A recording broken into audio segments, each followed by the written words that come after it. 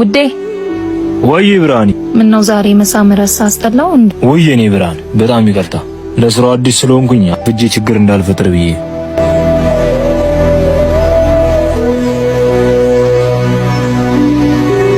ደሞ አደራ ከማንም ጋር እንዳትጣላሽ። ካንተ ውጭ ማንም የለኝም። የኔ እናት ከማንም ጋር ልጣለኝ አንገቴን ደፍቼ ነው እሺ ምሰር። ስለ ዘውዱ ሰምቻለሁ። በጣም ጨካኝ ሰው ነው። ተናኮል እንኳን እንቀለፈው። እሺ እሺ የኔ ብርሃን።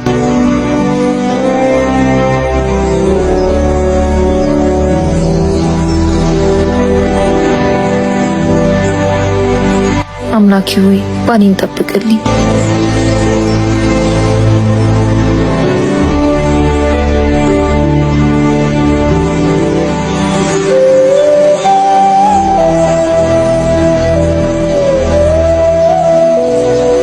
ሁሉም ነገር በጥሩ ሁኔታ እየሄደ ነው። በጣም ጥሩ። አዎ አለቃ፣ በዚህ ከቀጠልን በአጭር ጊዜ ውስጥ የሀብት ማማ ልንወጣ። በዚህ ከቀጠልን በአጭር ጊዜ ውስጥ ሻንካን ሙሉ በሙሉ በእጃችን እናስገባለን። አዳዲስ ሰራተኞችን መከታተል እንዳትረሱ። አይናችሁን በጭራሽ ከነሱ ላይ እንዳትነቅሉ።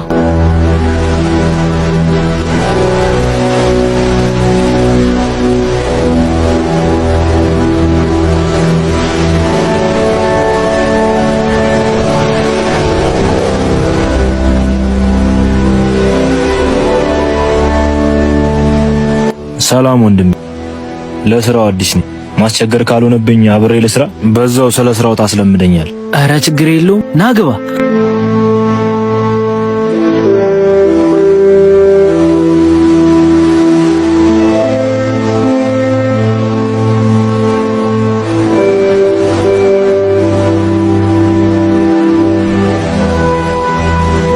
ዳጊያ ኡመት ሻኪሶ ሁንዲ አከም ቡልተን ኤርጋን ቡልቻ ዘውዱ ብራሲኒ ዱፌ ጅራ ሆጂን ኬሰዋን ነገመቺሴፍ ጂአ በውራ ጀልቀቤ ሚንዳን ሲኒ ደበለሜ ጅራ።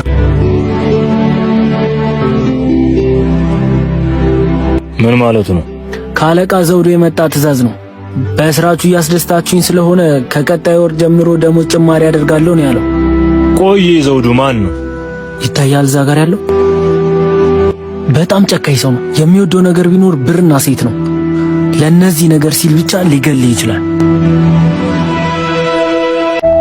ኤርጋ ስሪት ደበርስቴ ኤየን ቡልቻ ስሪት ዳንሳ ደሙ ደንዴሳ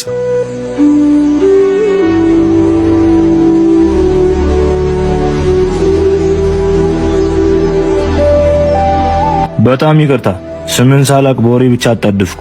አረ ችግር የለውም አብርሃም ባላሉ። በድጋሚ ስላወኩ ደስ ብሎኛል። ታዲዮስ ይባላል። አረ እጅን ሰብስብ ቶሎ በል። እንዴ ለምን? ዘውዱ በስራ ሰዓት ምንም አይነት ንክኪ አይፈልግም። ያኛው አዲስ ገቢ ነው አይደል? አዎ አለቃ፣ ዛሬ ነው የገባው። የኔን ህግ በደንብ አላስተማራችሁትም ማለት ነው። በሉ እንሂድ፣ ከኔ ጋር ትንሽ ላስተዋውቁ።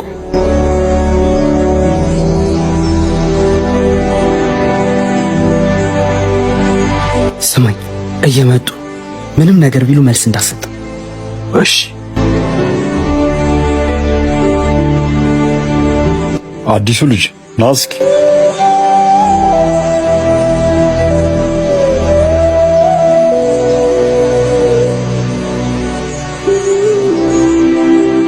እሺ። አንበሳው ወደዚህ ስራ ስትመጣ ህጉ ምን እንደሆነ አታውቅም? አውቃለሁ። በጣም ይቅርታ አልደግመው።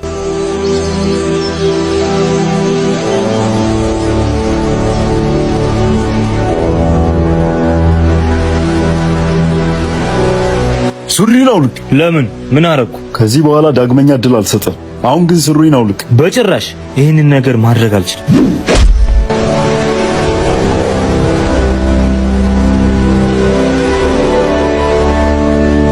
ወይኔ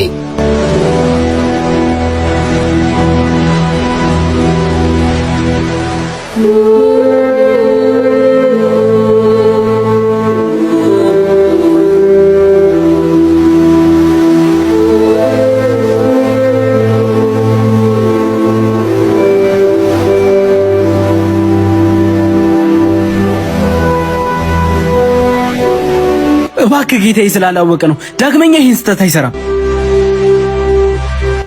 እኔ በብር ሲመጡብኝ አልወድም። የኔ ብር ጊዜ ነው። አንተ ደግሞ ጊዜን ወስደህብኛል።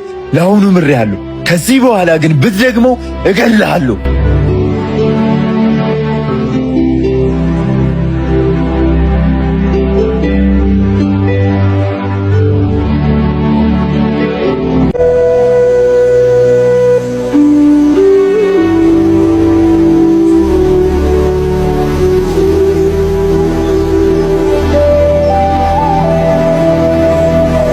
በጣም ይቅርታ። በትንሹም ቢሆን ስለ ሕጉ መንገር ነበረብኝ። ኧረ ተው እንዲህማ ብለህ ራስን አትውቀስ። ግን አንተን ለመጨበት እጅን መዘርጋቴ ምን ጋር ነው ስህተቱ? ምን መሰል፣ ብዙ ሰዎች እንደዚህ እያደረጉት ወርቅ ይሰርቁት ነበር። ይህ ብቻ አይደለም፣ በተለያየ የሰውነት አካላቸው ውስጥ በመደበቅ ይዘውበት ይሄዳሉ። ከዛም በጊዜ ሂደት ተዘውረው አወቅ። እናም አንድ በአንድ እያደረገ ህዝቡ እንዲፈሩት ብሎ ሰራተኞቹን ገደላቸው እና ሕጉን የጣሰ ሰው ሕግ በማውጣት ደሞዙ እስኪከለከልና እንደ ሕጉ ታይቶ እስከ መግደል ድረስ እንዲደረግ አወጀ። እና ይህ ሁሉ ነገር ህዝቡ ላይ ሲያደርግ አንድ እንኳን የሚቃወመው ሰው ጠፍቶ ነው? መኖር ይፈልጋሉ። ለዛም አንገታቸውን ደፍተው ከመስራት ውጪ ምንም አማራጭ የሌላቸው። በል ተነስ እንሂድ። ከዚህ በላይ መቆየት አንችልም።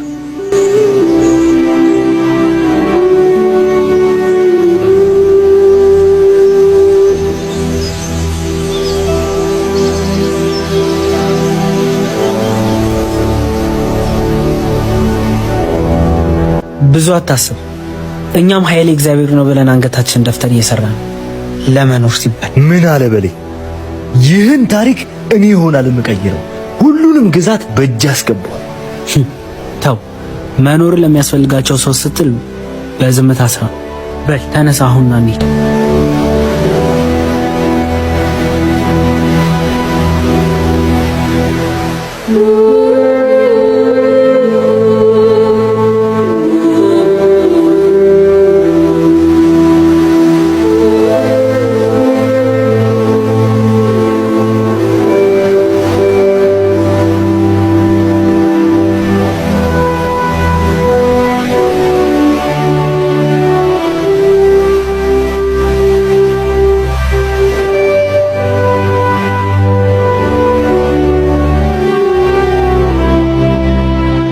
ምን ነው ቆየ? አምላኬ ሆይ ጸሎቴ እንዲሁ እንዳይቀርብኝ። በቃቸው። ስለ ሁሉም ነገር አመሰግናለሁ። ስለምን ውለታ ነው የምታወራው? ግዴታዬን የተወጣሁት። ስለዚህ ልጅ በደንብ አድርጋችሁ አጣሩልኝ።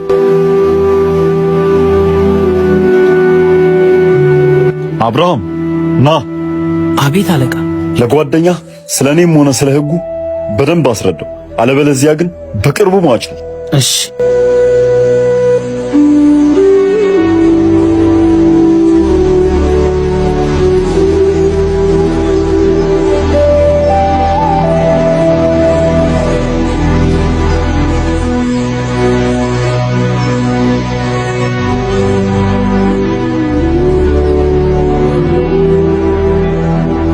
የኔ ጌታ ተጨነኩኝ እኮ። ደህና ነህ? ደህና ነኝ የኔ እናት።